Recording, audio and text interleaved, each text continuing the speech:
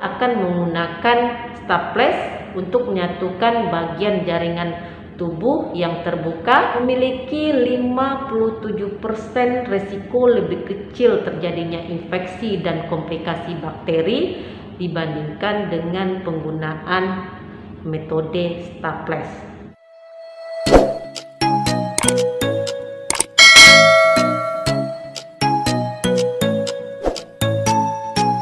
Assalamualaikum warahmatullahi wabarakatuh. Setelah melahirkan dengan proses persalinan secara sesar, akan ada bekas sayatan di bagian perut.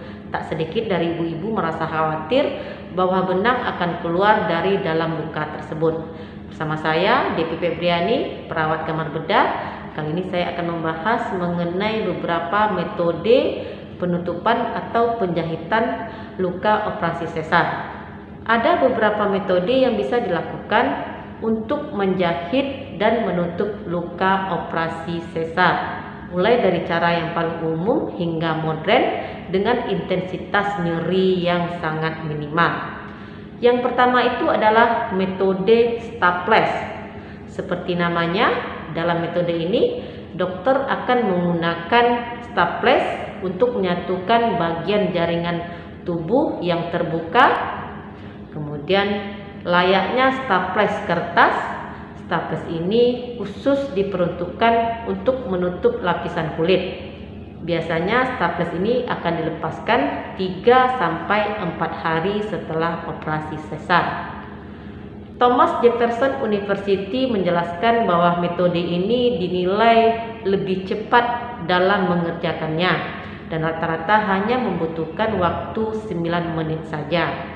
Namun begitu, penggunaan dari metode staples ini memerlukan biaya yang lebih mahal dibandingkan dengan metode yang lain, 2,5 kali lipat dibandingkan metode penjahitan yang lain.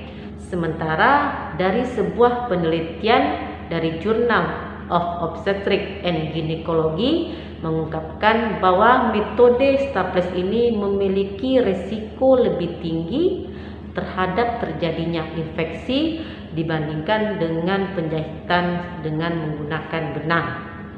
Makanya metode ini sangat jarang digunakan.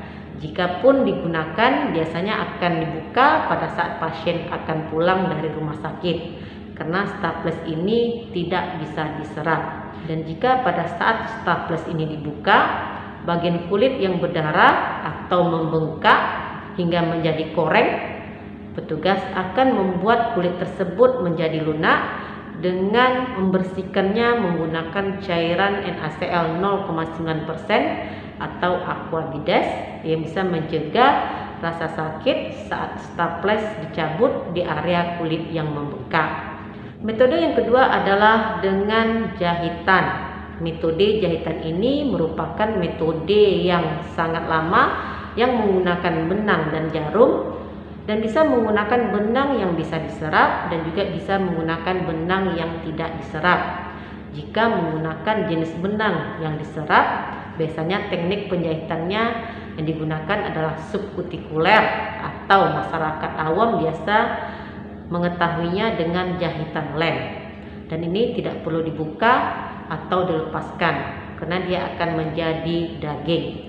Sementara jika menggunakan jenis benang yang tidak diserap, bisa menggunakan teknik subkutikuler dengan buah simpul kanan kiri atau teknik simpul tunggal.